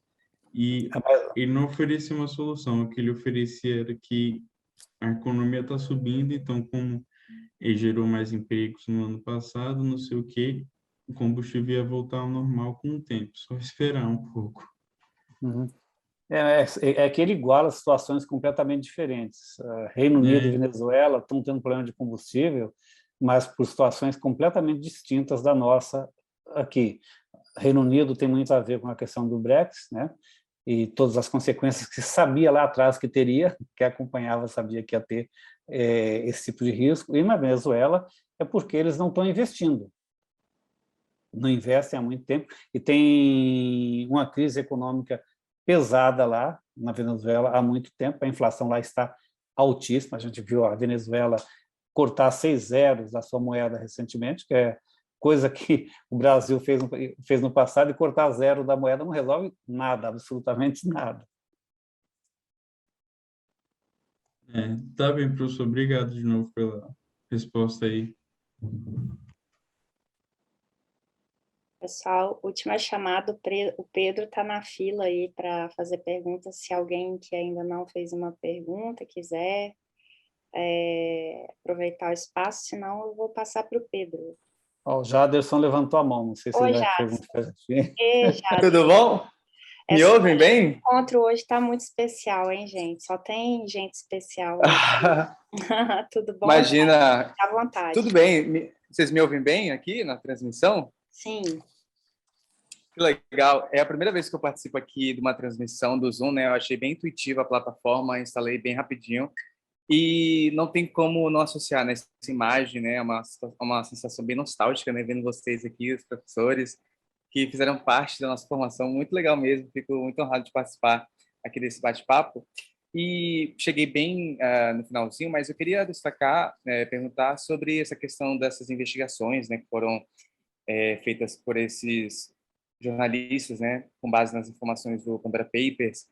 E a gente tem, hoje em dia, muitos desafios, né, para a atividade jornalística, especialmente quando a gente precisa vigiar o poder público, né, autoridades políticas, devido ao grande volume de informações, devido às formas como eles, enfim, manuseiam as suas finanças, né, por meio de instrumentos que a gente tem observado, né, por exemplo, offshore e tudo mais, que acaba se transformando numa situação controversa, né, para algumas pessoas. Mas, assim, eu queria saber como é que você, Vivaldo, vê como habilidade principal que a pessoa deve adquirir hoje em dia, né, tendo essa questão da enormidade de informações, né, como dados, né, inúmeros dados, como é que a pessoa pode fazer frente a esses desafios, né? São muitos dados que existem à disposição, mas que existe uma grande dificuldade para interpretar esses dados, para você adquirir esses dados, e não só isso, mas também manipular esses dados de modo que você consiga filtrar exatamente o que você precisa, né? Quais são as habilidades que as pessoas, jornalistas, precisam adquirir, né, para conseguir fazer frente a esses desafios, né? São muitas informações que, para uma pessoa só, é muito difícil. Tanto que essas matérias que a gente está vendo são frutos de diversas pessoas trabalhando, né, debruçadas sobre esses papéis, sobre esses documentos.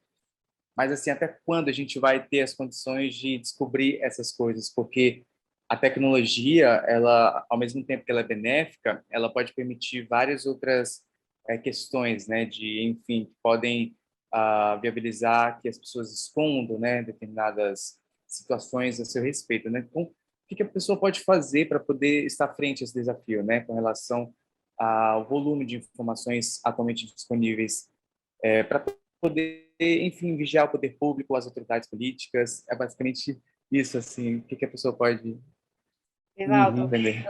eu posso só aproveitar a pergunta do Jaderson para emendar uma pergunta que eu ia fazer também no final, mas ela tem a ver com a fala dele. Porque na cobertura do jornalismo econômico, né, a gente tem vários perfis de pauta, de cobertura, de acordo com o tipo de mídia, veículo, editoria, a maneira como a gente vai fazer a cobertura, e talvez isso tenha a ver com a dúvida do Jaderson, porque eu, quando tive em TV, passei muito por essa insegurança também, fazendo matéria de economia. Então, para quem tem uma rotina jornalística que passa por várias pautas, você está o tempo inteiro indo de cidade, a cultura, a saúde, a polícia, a economia, a política, esse tipo de rotina, né, de redação nos permite passar por todos os lugares sem um aprofundamento necessariamente, e às vezes a gente precisa de um conhecimento, e às vezes a gente não tem o tempo para ter esse conhecimento ali, é a rotina, né? Você vai sendo colocado de pauta em pauta sem que você siga sempre numa mesma editoria, e isso te permita acumular um determinado conhecimento sobre ela. Eu acho que isso, no caso do jornalismo político e econômico, por exemplo, coloca muito mais desafios também para quem faz esse trabalho de passagem superficial, porque está pulando, né, de pauta em pauta. E aí, bom, no momento desse, como não errar, né? Se você está na sua rotina de pautas gerais e, de repente, você tem que fazer uma pauta econômica, que como se cercar de cuidados, e que cuidados esses a melhor maneira de, naquele tempo que você tem, principalmente se for em jornalismo diário, como não errar, como chegar à interpretação correta dos dados, porque são muitos dados e você pode interpretar de 1000 maneiras, inclusive distorcê-los na sua interpretação. Então, acho que até a ver um pouquinho com a pergunta do Jaderson, se você puder falar sobre isso, acho que seria legal também. A pergunta do Jaderson, ela traz para mim um indicativo de resposta também. Ele citou aí o caso do Pandora Papers e disse que foi um trabalho coletivo, muitas pessoas fizeram isso, né? Na hora que a gente olha o material, tem coisas que foram feitas por repórteres do Metrópolis, publicado no Poder 360, ou na agência pública, tem coisas que foram feitas por outros veículos, publicadas na Folha. Então, veja que isso que o Jader falou de muitas pessoas estarem atuando, eu acho que vai ser cada vez mais comum no jornalismo, mas tem a ver com o momento em que nós vivemos, que é o trabalho colaborativo, tá?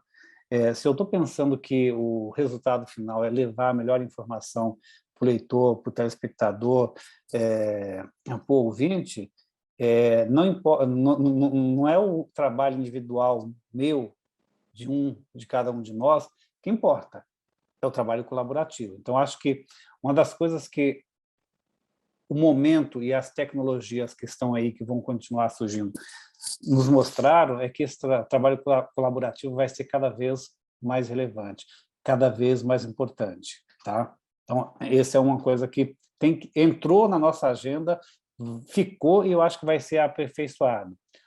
Na TV, Carol tem experiência de TV, Jader está em TV, outros aqui conhecem também, Gilberto também já passou por TV, e os demais que estão aqui, eu sei que com certeza conhecem um pouco do funcionamento de TV.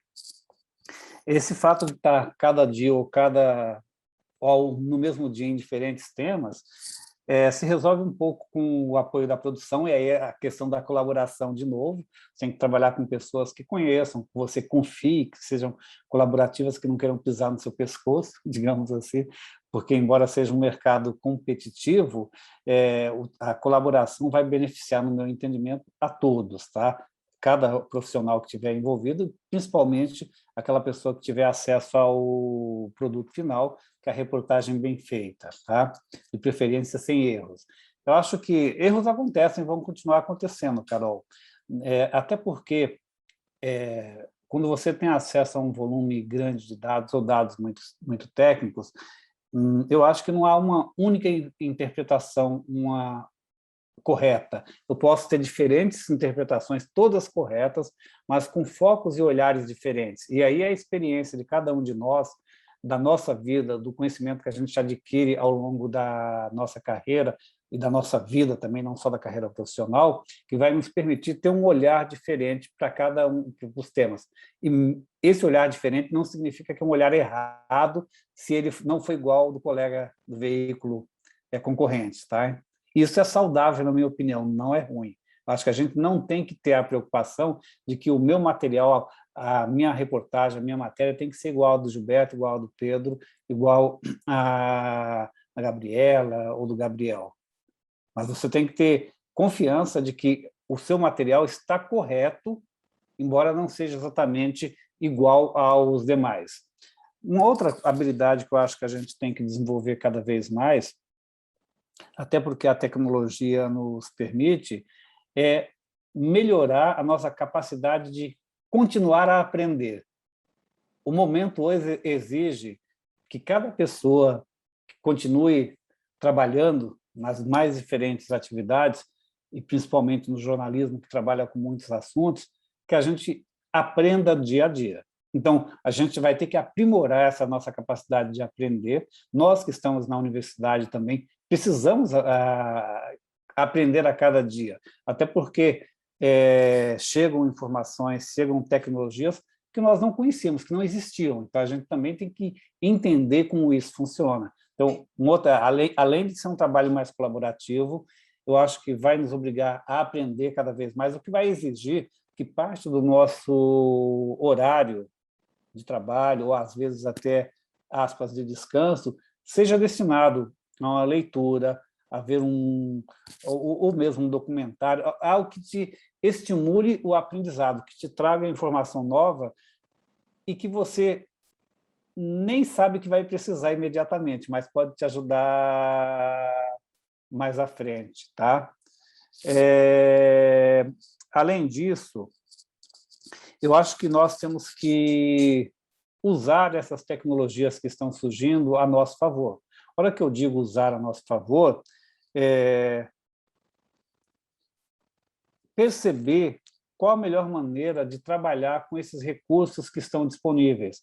Vamos pensar aqui, por exemplo, nesse volume grande de dados que estão disponíveis, e sejam nos dados abertos que os governos são obrigados por legislação a deixarem abertos, seja pelo grande volume de dados que a gente passa a ter acesso, porque hoje nós não temos mais privacidade. Você está com o celular, você está no Google, você está no Facebook, no Instagram, tem um conjunto de coisas que você faz ali e que alguém tem acesso. Então, como que eu trabalho com esse volume de informações? Como que eu posso usar isso no meu trabalho como jornalista? Eu diria que não tem uma única técnica, mas cada um de nós vai ter que identificar qual que é aquela técnica, qual que é a melhor maneira para mim, para o Gilberto, para você, para o Jaderson, para o Pedro, e, a partir disso, desenvolver o nosso trabalho em função das especificidades, das características que cada um de nós tem, e que serão distintas. Repito, isso é bom, não é ruim, na minha opinião. O ser diferente e conviver com a diferença é muito positivo, e nós vamos ter que aprender a conviver com essa diferença cada vez mais. Não sei se eu consegui responder às questões que o Jaderson e a Carol colocaram. Sim, sim, perfeitamente. E eu queria até comentar, porque a gente consegue perceber que, em certas situações, não existe uma certa concorrência, né? Os veículos, eles se unem nessa coalizão para se unirem em torno de um tema específico, que é de muita utilidade pública, né? Por exemplo, consórcios de veículos de imprensa que se juntaram, porque, devido ao apagão de dados, né, do governo federal, eles se uniram para apurar casos de mortes em todos os estados, né? Ou seja, diversos veículos se uniram para poder apurar essas informações que deveriam ser públicas, né? Que deveriam ser disponíveis de forma automática, né? Transparente pelo próprio poder público. Outra questão sobre a Vaza Jato, né? Que, com base nas informações trocadas por procuradores e o juiz Sérgio Moro, e aí, com base nesse tema, diversos jornalistas do UOL, até do Metrópole, se não me engano, da Veja, por exemplo, se uniram também, né, para poder apurar aquele volume incrível, né, de informações. Ou seja, existem temas que eu acho que criam, assim, a possibilidade de diversos veículos interessados naquele tema que possam se juntar, né? Ou seja, não existe uma concorrência nesse caso, existe a informação de utilidade pública, né, tem um interesse público que pode se sobrepor a esses interesses que cada um tem, né? Eu quero dados sobre isso com exclusividade, não, só que eles se juntam, né, nessa grande força de trabalho para chegar a determinada situação, né? Então, a gente vem percebendo isso, né? Essas colaborações, essas coalizões, então, é um movimento que eu acho que, se não existia antes, eu acho que está com muita força, né? Eu acho que essa vai ser a tônica daqui para frente, né? Jornalismo de coalizão, né? Eu acho muito interessante esse fenômeno, realmente. Então, legal. Assim, eu acho que a colaboração existe, vai se ampliar, mas eu acho que a concorrência, a competição não vai acabar. Viu? Eu acho que isso vai continuar, até porque o olhar de cada um é diferente. Eu posso ter você e o Pedro olhando os mesmos dados, levantando e trocando informações sobre os mesmos dados, mas o olhar que o Pedro vai ter é diferente do olhar que o Jaderson vai ter. O formato de fazer uma reportagem para um jornal impresso é diferente do formato de pensar uma reportagem para a televisão. E é exatamente por isso, na hora de pensar em como produzir cada um, e pensando no público de cada veículo, vocês vão fazer coisas diferentes, mesmo tendo, no processo de apuração, tendo um trabalho colaborativo.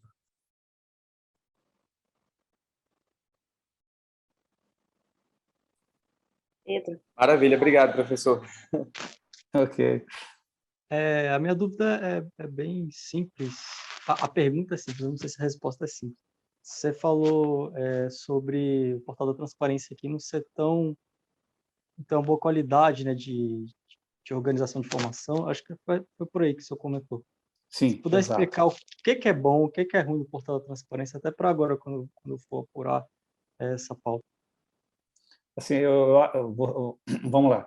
Eu acho que um portal de transparência bom, assim, 100% eu não conheço nenhum, tá? Vamos começar por aí. Ele tem que ter informações fáceis de serem localizadas, tá?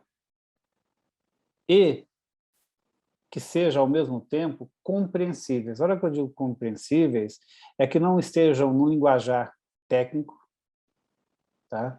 E que você consiga associar aquelas informações com o que você vê na ponta. Eu consigo associar, por exemplo, aqui, os gastos, sei lá, da Secretaria de Transportes, com o que eu vejo, que, sei lá, é o anel viário no final da Asa Norte, é o túnel que foi construído, sei lá, em Recanto das Emas, que eu consigo associar que aquele dinheiro foi usado exatamente para aquilo. Então, eu acho que um portal da transparência bom é que permite ao cidadão comum que não detenha conhecimentos que o jornalista detenha, que é a técnica de apurar, de investigar, de levantar informações, que ele consiga entrar lá no portal e localizar as informações, que ele consiga também se cadastrar de uma maneira simples, fácil e rápida. Tá? Resumidamente, essas serão as qualidades que um bom portal deve ter, na minha opinião. Até porque é o público que vai precisar entender, né, de forma prática também. Eu defendo que a transparência de informações e o acesso ele deve ser facilitado para a população. Esse trabalho que os jornalistas fazem, que vocês estão fazendo, e que eu já fiz de acessar e buscar essas informações, o ideal era que cada cidadão conseguisse e soubesse fazer isso, que isso fosse algo rotineiro. Nós temos algumas experiências no Brasil nesse sentido, em que, no interior de São Paulo, algumas cidades, organizações da sociedade civil que qualificaram e prepararam pessoas para buscar informações na área pública, das contas públicas. Aqui em Brasília, nós temos algumas experiências nesse sentido.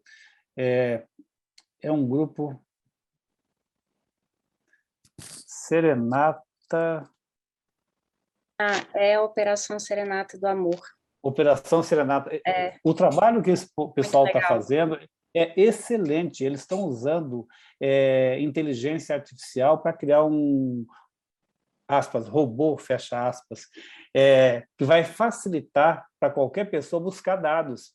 Inclusive, Pedro, o Operação Serenata do Amor é um local onde o pessoal pode te ajudar. Porque essas informações que você quer, eles podem ir buscar isso lá nos arquivos do GDF, nos dados abertos do GDF, tá? É esse link, Carol, que você mandou? Isso, esse é o link da operação. Ela começou, se eu me lembro bem, era um braço de um dos veículos, depois se tornou um projeto independente e aí foi crescendo. E hoje tem bots envolvidos, tem um monte de coisa. Assim, é muito legal e eles produzem infográficos super úteis. É bem interessante esse trabalho. E é pouco conhecido, muita gente não conhece ainda. O trabalho deles é excelente. E eles já estão fazendo há pelo menos uns 4 anos, viu? Por aí, uns 4, 5 anos. Eu conheci ele nesse tempo também. Pelo menos 4 anos, talvez seja mais. E agora eu acho que é uns 5, 6. ao Open Knowledge Brasil. É porque com a pandemia a gente perde a noção. Então, eu estou falando 3, 4 anos, tirando o período pandemia que... Ok, aí tá, deve ser isso mesmo. Mas é isso. A gente fala, ano passado, é 2019. Não, já tem 2 anos isso, né? Okay. Vamos voltar naquele exemplo que eu dei da vacina. Tá?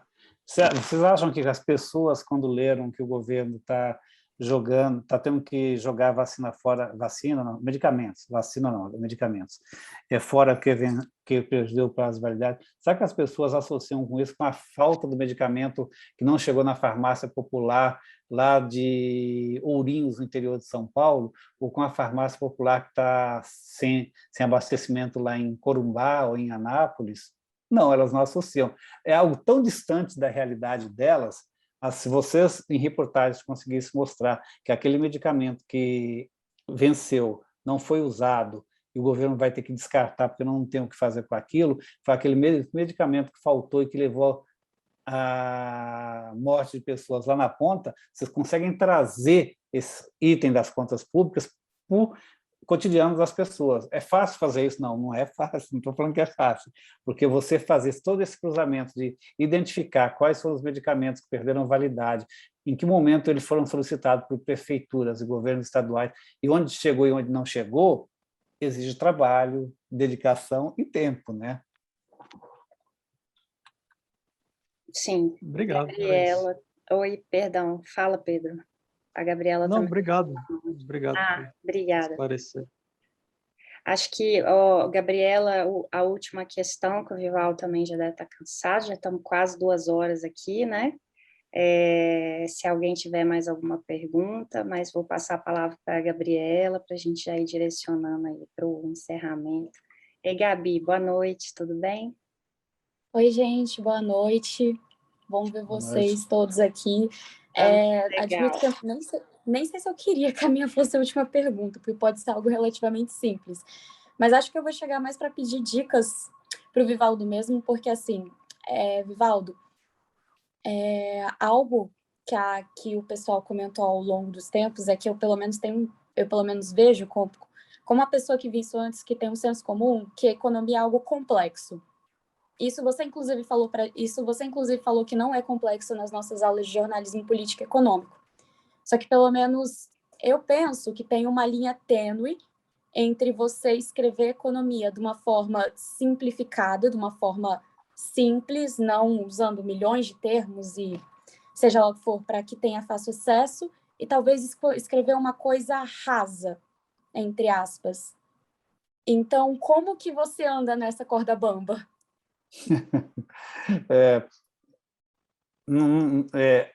Vamos pensar o seguinte, eu acho que na hora que você vai trabalhar a sua reportagem, a primeira pergunta que você tem que fazer é qual é o meu público?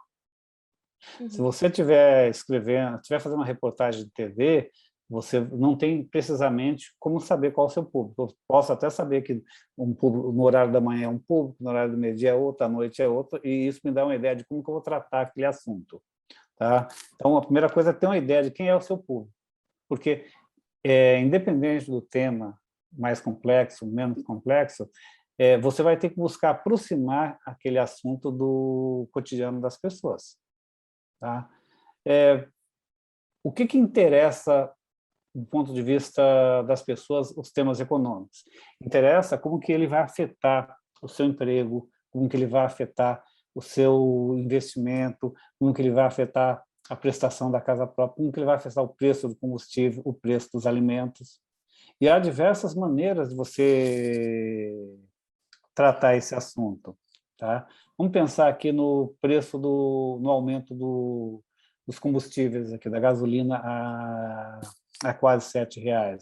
Você poderia tratar esse tema mostrando como que o custo o aumento da gasolina, com a TV, por exemplo, está levando pessoas a trocarem o seu transporte individual, o carro, passando a usar o transporte coletivo, o ônibus, o metrô, ou mesmo como pessoas que trabalham no mesmo local e que iam antes, cada um no seu carro, passaram a dividir um carro, já que moravam no mesmo bairro, na mesma quadra, e passaram a fazer algo colaborativo. Um dia vai com o carro de um, outro dia com o carro de outro. Eu tenho como aproximar isso, mas a gente tem que entender daquilo que a gente vai falar. E isso exige que o jornalista que cobre economia, mas não é só economia, eu tenho isso na área de ciências, eu tenho isso na área de saúde. Imagine como explicar para alguém como que é o processo de pesquisa, produção e aplicação de uma vacina. Como essas vacinas, no momento em que tem um monte de fake news. Isso vai exigir que o jornalista que escreva sobre saúde, não é economia, é saúde, entenda como que é um processo de pesquisar. Porque produzir uma vacina não é algo simples. Produzir uma vacina exige anos de pesquisa, de investimento, de teste. Tem aqueles testes A, B, C, são 3 etapas até você chegar nas pessoas. Então, como que eu vou explicar isso se eu não entendo isso? Então, isso vai exigir conhecimento por parte de jornalistas, pesquisa, estudo, colaboração, de novo, conversar com quem entende, com quem já vem acompanhando o assunto. Então, veja que esse conhecimento mais complexo que as pessoas costumam associar com a economia, ele está presente em outras áreas que fazem parte do nosso dia a dia. Porque todo mundo sabe o que é uma vacina, sabe que se eu for lá no posto colocar aqui a vacina no braço, é o que funciona. Nós nunca nos preocupamos antes com todo o processo de produção da vacina. Nós nunca nos preocupamos se a vacina era produzida em A ou em B. Mas nesse atual momento em que a vacina foi produzida rapidamente, entender esse processo que é complexo. Repito, não é simples. Se eu quero produzir uma vacina, não basta comprar uma patente, quebrar uma patente. Eu tenho que ter um local para produzir a vacina, eu tenho que ter gente que tem conhecimento, eu tenho que ter insumos. Tá? A gente viu isso aqui. Fizemos parcerias, a Fiocruz e a Instituto Butantan, e em alguns momentos nós não tínhamos insumo. Nós tivemos que fazer fábricas, tivemos que qualificar pessoas. O jornalista vai ter que entender isso. Para a economia é algo parecido. Se eu vou falar sobre inflação, eu tenho que entender quais são os fatores que estão gerando inflação. Se eu vou falar sobre dinheiro que o Paulo Guedes tem lá fora, eu tenho que entender um pouco como funciona esse mercado. Por que alguém costuma ter dinheiro lá fora? Tem aí toda uma literatura que mostra que alguém manda um dinheiro para um paraíso fiscal é porque, ele quer ficar anônimo, porque lá ele tem condições de ficar anônimo, tanto que não está no nome da pessoa física, sempre no nome de uma pessoa jurídica.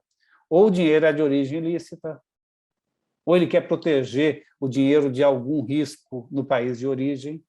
Eu tenho que entender isso para escrever sobre esse assunto. Ou vamos pensar aqui no caso do imposto de renda, que tem uma legislação que está em discussão lá no Congresso, que é polêmica para caramba e que está dando a maior quizumba aí. Hoje vocês devem ter visto, ontem, aliás, o relator lá, o Ângelo Coronel, dizendo que não vai ter dinheiro do imposto de renda para pagar Auxílio Brasil, que não pode.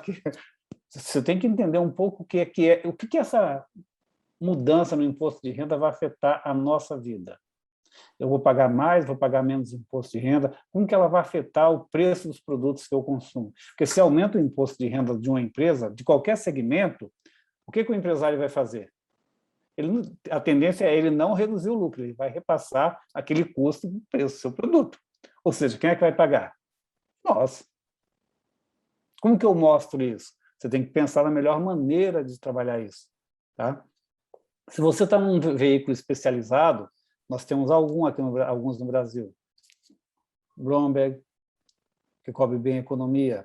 Valor Econômico, que cobre bem a economia. Só para ficar aqui em 2.